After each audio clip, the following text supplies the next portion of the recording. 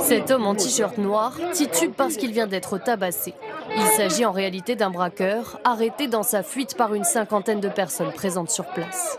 Mais ils étaient nombreux, les jeunes, hein. Ils étaient 50 personnes, je crois, 40 personnes, je crois. Heureusement, et les autres, ils étaient armés, hein, les deux là, les suspects. Là. Ils étaient armés et tout. Et ils ont du courage. Hein. Tout a démarré quelques minutes plus tôt. Il pénètre dans ce Lidl du marché aux puces à Marseille avec un complice. Les deux hommes armés ressortent avec le contenu des caisses avant que la rixe n'éclate. Sur le parking, c'est la confusion. En tentant de s'enfuir, l'un des braqueurs laisse échapper un tir. Plusieurs personnes sont blessées. À l'heure d'aujourd'hui, je trouve que la société elle est beaucoup sexiste. Il y a beaucoup de... C'est toujours l'homme qui dirige les trucs et quand une femme, par exemple, elle parle, et ben non, faut se poser des questions. Tu vois ce que je veux dire? J'attribue la note de 12 sur 20. Oh, j'ai trouvé que c'était une belle décoration, cependant elle était beaucoup trop chargée à mon goût. Oh, la morue. Et effectivement, le jour où on s'est retrouvés à la mairie à passer les alliances, il n'y arrivait pas. Eh ben, il s'est pas dégonflé, le mec. Ah non. Il vous a sucé le doigt? Oui. Devant tout le monde? Carrément. Pour passer l'alliance? Oui. Ah, je lui tenais, hein. Et vous êtes très tolérant sur la tenue vestimentaire? Non plus. Ça, je me bats. Les jeunes filles qui ont, vous savez, des shorts en jean, mais c'est tellement court que je pense qu'ils ne payent que la ceinture, vous savez. Ça, c'est salaud, ça. Et là, ça commence vraiment à me monter, tu vois. Ah, mais il faut pas que ça te touche comme ça. Laisse-moi parler. L'hypocrisie des gens, je commence à en avoir ras le cul. Tu vois, ras le cul de tout ça, là, en fait. Sur cette vidéo amateur, des adolescents chahutent devant un bus. Le conducteur s'approche avant de gifler l'un d'entre eux. Comment expliquer ce geste qui fait aujourd'hui le tour des réseaux sociaux? Selon une collégienne présente sur place, le jeune homme aurait sauté devant le bus avant d'insulter le chauffeur. En visionnant les images de sa romance avec Tamara tournée un peu plus tôt, toujours sous hypnose, Baptiste est ému. Ça vous rappelle les souvenirs, Baptiste? Tout, vous saurez tout sur le zizi, le vrai, le faux, le laid, le beau, le dur, le mou, qui a un grand coup. Débordant d'amour, Baptiste craque. Je l'aime. Qu'est-ce que je l'aime. Avez-vous quelque chose à lui dire, Baptiste? Tout simplement que je l'aime. En réalité, les lunettes sont achetées beaucoup trop cher par les Français. Mais bien sûr, moi j'ai regardé, je me suis documenté. J'ai regardé l'étude du FC Que Choisir. Les marges, c'est 233%. Le prix moyen d'une paire, c'est 470 €. C'est 50% plus cher que dans le reste de l'Europe. Pourquoi? Parce qu'il y a un lobby. Parle pas devant moi, frère. Frère. Le mec, il m'insulte à mort, il me parle extrêmement mal, alors je suis quand même un mec, quoi. Tu vois, tu me parles pas comme ça. Les verres de lunettes sont pas en verre. En réalité, c'est du plastique. Les verres de lunettes, ça coûte 1 € à produire.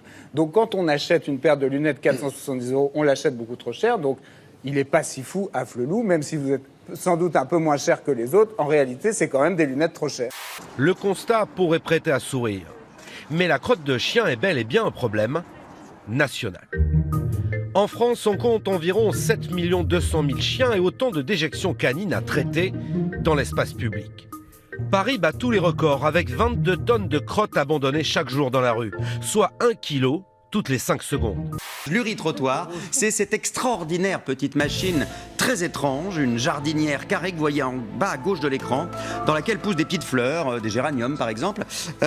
C'est très très curieux, avec un petit réceptacle, vous voyez, à hauteur de braguette, pour que ces messieurs puissent se plaquer et sortir leur petit oiseau, regardez le dessin, et il paraît que ça donnerait du compost. Un grand et sincère merci à ceux qui ne font pas pipi. C'est à prendre au second degré au minimum. Pipi dans Paris, pas pipi dans Paris. Voici le nouveau clip publicitaire de la mairie de Paris qui rappelle que les éboueurs ne sont pas des dames pipi. Visiblement, le combat numéro 1 de la mairie de Paris, c'est la chasse au pipi. C'est quand même à se demander si c'est pas un peu pissé dans un violon, quand même. Très bon. Ah oui. Très bon, Bah, matin, bravo. On attend maintenant avec impatience popo dans le métro on va s'arrêter là. ou caca pont d'Alma. Non, ça va aller, on va s'arrêter là. Ici, depuis 2013, les propriétaires de chiens ont pour obligation de déclarer leurs animaux en mairie. Et la ville fait suivre par des volontaires ceux qui ne ramassent pas. Objectif, identifier leur adresse grâce au nom de l'animal. Hola, ¿qué tal? Es que me gusta mucho tu perro. ¿Cómo se llama? Se llama Bonnie. La propriétaire de Bonnie n'a pas ramassé. Du coup, la mairie a organisé derrière elle la collecte des déjections abandonnées afin de les lui renvoyer par colis postal. Vous, à titre personnel, qu'est-ce que vous supportez de moi? Alors, j'ai eu un collègue qui se sentait mauvais, c'était une catastrophe. C'était dérangeant, quand il était dans une salle, je savais qu'il y avait été, c'était... Ah, c'est à ce point-là. En plus, le garçon était gentil et tout, mais c'était... Mais de toute façon, plus ils sont gentils, plus ils se sentent mauvais. Mira, te traía esto de objetos perdidos por parte del ayuntamiento. ¿De objetos perdidos? De objetos perdidos, sí. ¿Sí? ¿Te puedes firmarme aquí, por favor? Et elle n'est pas la seule. Au total, 147 propriétaires de chiens indélicats ont été concernés.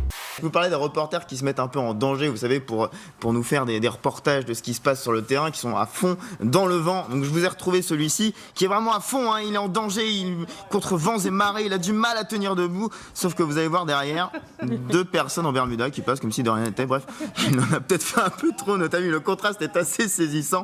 La publicité doit être, tout ce qu'on dit, on doit être en mesure de le prouver. Et on est contrôlé en permanence par l'ex-BVP. Alors, un Mars et ça repart. Voulez-vous me le prouver? Oui. Non mais... Ah bon, ça a été prouvé. Attendez. Je bats les ailes comme ça et je vole. Ouais, vous allez voir. Alors. Arthur, je vole! Je vole, Arthur! Vous êtes à 60 cm. Sur Arthur! Putain, filme-moi, filme-moi! Charles, vous découvrez ce soir que la publicité, c'est le mensonge. Ouais, vous ne le saviez pas. C'est pas non, c'est pas toujours le mensonge. C'est le mensonge. C'est presque une définition de la publicité. Non.